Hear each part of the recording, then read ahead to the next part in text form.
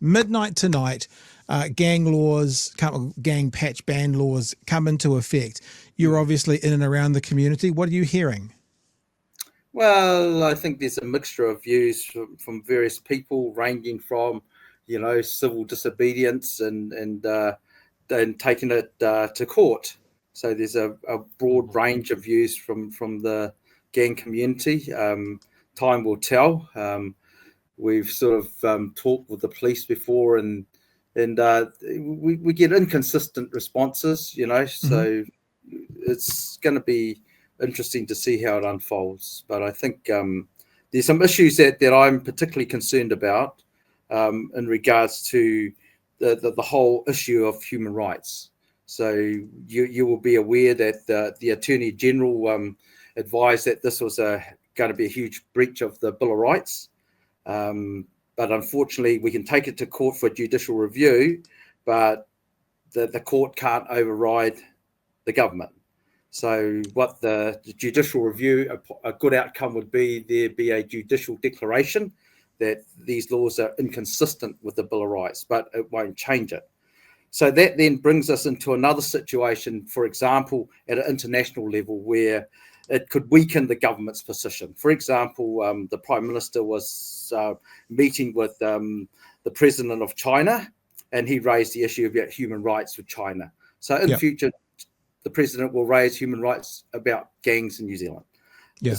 So the position that we hold will be considerably weakened by our own policies of breaching human rights. So that then brings into another question in regards to the Bill of Rights. What uses does it have if it's not enforceable in court, right? Yeah. So I don't know whether you're aware of the history of the Bill of Rights, but my understanding was brought in because New Zealand was part of the United Nations Declaration of Human Rights,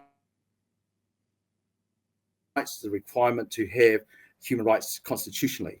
At the time, Geoffrey Palmer didn't want to go down that path of a constitution because we didn't want to ratify the treaty. So that brings into the question of what happened yesterday with the hikoi, right?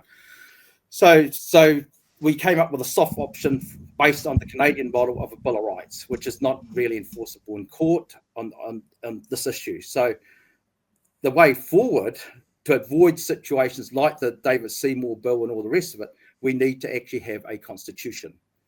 So I would certainly think that this is a good time for that discussion, given these two things happening simultaneously under a coalition government that's of the right wing.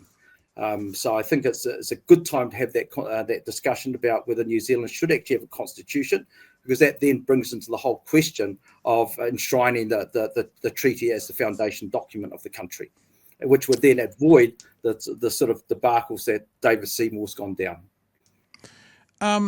Speaking of David Seymour. So anyway, that's me.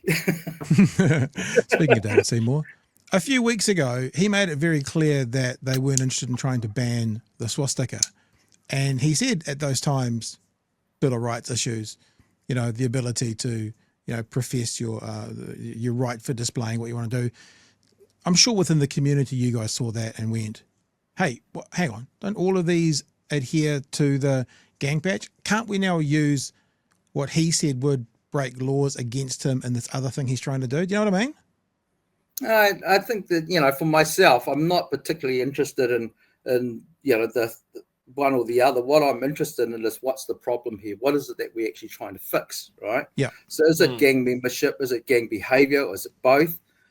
So what are the tools to do that, right? And I'm not sure whether you can ban all sorts of things, whether that actually addresses the core issue. So we know that last week the Prime Minister made a big apology in Parliament for the people that were the victims of state care, right? Yeah. That is the very genesis of where gangs come from. And so you've now down to the third to fourth generation. So that basically that apology is hollow, because we're now going down the path where we continue to re-victimize the victims. That's where gangs started from, as I articulated in your previous show, where you look at the whakapapa going back to 1954, the Maisengard report, the requirement for tough on crime, and so forth and so forth. Because we've never really addressed the issue of people that have been heavily traumatized by the state and institutionalized, these people have gone on to have their own identity because they've actually had their real identity stripped away from them because of state care, and a whole new identity implanted into them, which is the identity of violence and the identity of gangs. So the thing is, you can ban this and you can ban that, but that is not an answer to the problem that we have.